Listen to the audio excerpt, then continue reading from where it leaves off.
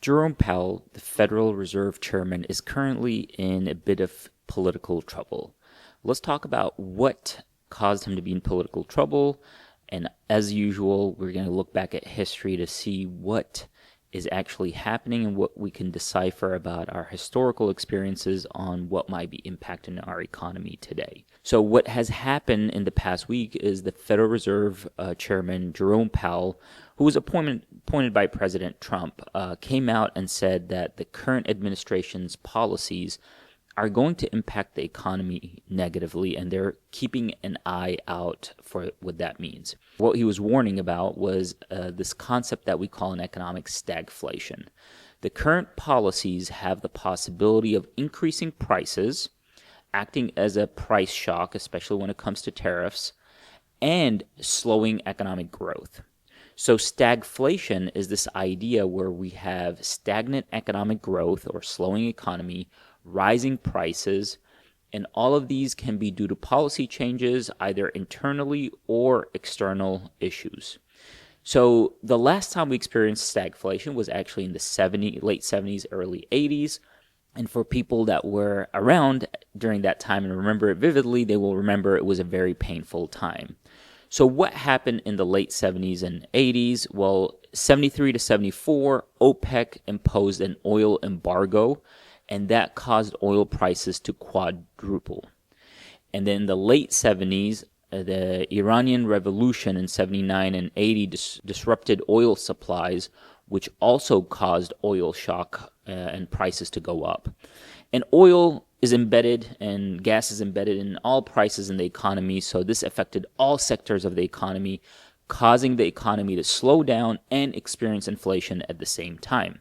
So what was the impact? Inflation peaked at about 14% in 1980, and unemployment was about 10% in 1982.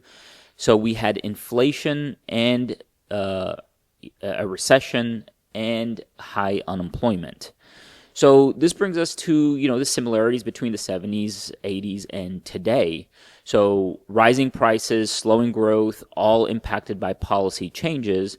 The difference is the origin of these policies. In the 70s, what ended up happening was these shocks were external, and they were oil-producing economies that impacted the U.S. growth.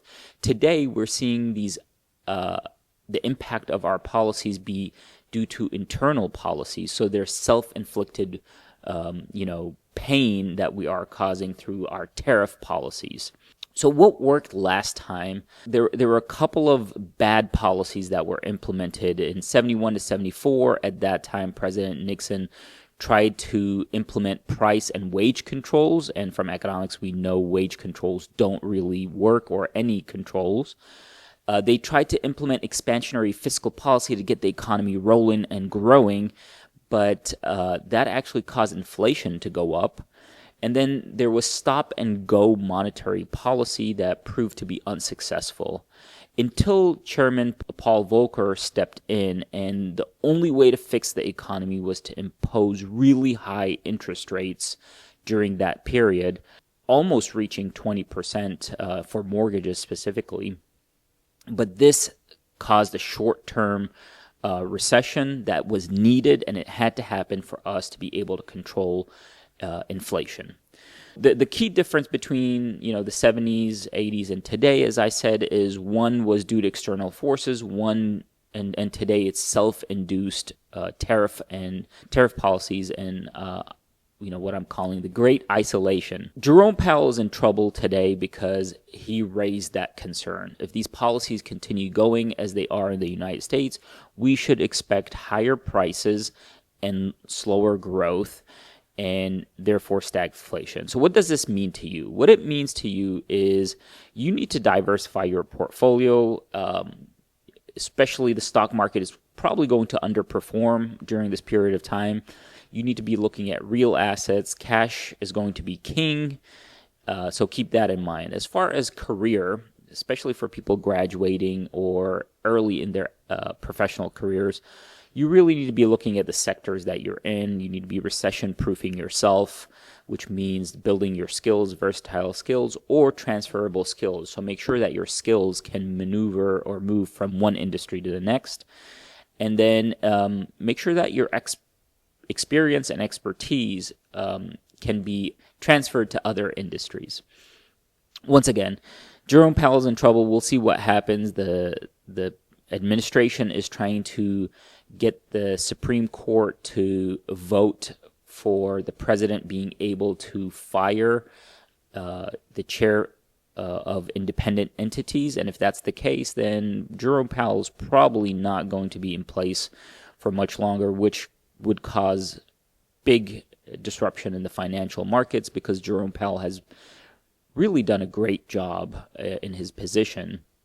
But more importantly, the influence from, in the United States, we have an independent Federal Reserve for a reason, because that independence signals that the Federal Reserve is going to do what's best for the economy, not necessarily what's best for the president or the administration.